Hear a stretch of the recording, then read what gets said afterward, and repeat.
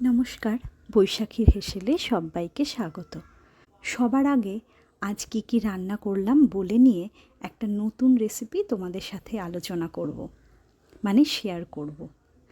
আজ রান্না করেছি রুই মাছ ভাজা, বেগুন ভাজা, গোল গোল সরু সরু করে ভেন্ডির সাথে পেঁয়াজ দিয়ে ভাজা করেছি।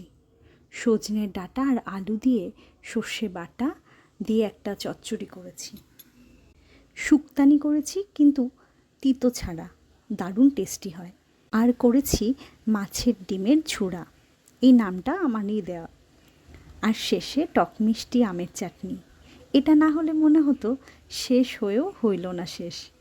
সরি, একটু ভুল বললাম, শেষ হইয়াও হইল না শেষ। যাই হোক, আজ যে নতুন পদটা রান্না করেছি এটা বলি, বেশ ভালোই হয়েছে। বাজার থেকে এবার মাছের সাথে অনেকটা মাছের ডিম এনেছিল। মাছের ডিমের বড়া বড়া করে আলু দিয়ে রসা তো আমরা রান্না করেই থাকি। বাঙালি পরিবারের এই দুটি রান্না ভীষণ প্রচলিত, আমিও ব্যতিক্রম নই।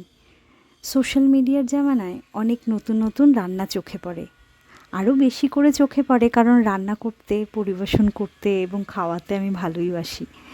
এই নতুন রান্নাটা আমি ফেসবুক অথবা ইউটিউবে দেখেছিলাম, তাতে নিজের আইডিয়া অ্যাড করেছি। এবার ছোট্ট করে বলি কিভাবে রান্নাটা করলাম। প্রথমে মাছের ডিম ফুটন্ত জলে সামান্য নুন এবং হলুদ দিয়ে সেদ্ধ করে নিয়েছি। এতে করে ডিমের যে আষ্টে গন্ধটা সেটা চলে যায়। এরপরে কড়াইতে কালো জিরে, কুচনো পেঁয়াজ, কুচনো আলু, আদা, কাঁচা লঙ্কা, থেতো করা রসুন ভাজা ভাজা হয়ে এলে মাছের ডিমটা দিয়ে দিয়েছি। 5-7 মিনিট নাড়াচাড়া করে জিরে গুঁড়ো, স্বাদ মতো লবণ, চিনি, ম্যাগি মশলা আর গরম মশলা দিয়ে 3-4 মিনিট ভালো করে মিশিয়ে নিয়ে নামিয়ে নিয়েছি। গরম গরম ভাতের সাথে গরম গরম খেতে বেশ ভালোই লাগে। যদি ধনেপাতা দেওয়া যেত আমার মনে হয় টেস্টটা আরও বাড়ত। আর এই রান্নাটার একটা নাম দিয়েছি আমি, মাছের ডিমের ঝুড়া। আজ তবে আসি, আবার দেখা হচ্ছে কালকে আমি আরেকটি বাঙালি আমিষ থালি নিয়ে হাজির হব। সবাই সবার পরিবারকে নিয়ে সুস্থ থেকো, ভালো থেকো। নমস্কার।